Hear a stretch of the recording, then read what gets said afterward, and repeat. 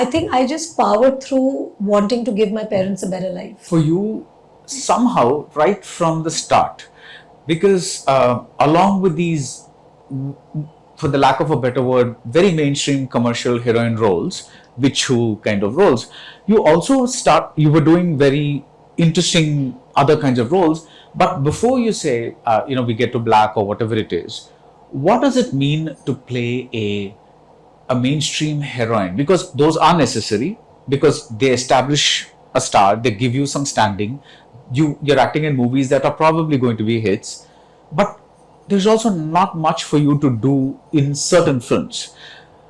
When you take up those films, how do you say, this is how I'm going to do some kind of value add to this character who's So I'll have to break up your question and I have to break up my answer to answer this clearly.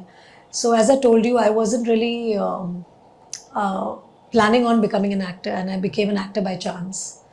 And the first few films of mine, where we call them those literally the mainstream roles, I think I just powered through wanting to give my parents a better life.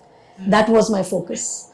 The characters or the films or the roles were not important for me so much, but what was more important to me was giving a more comfortable life to my parents.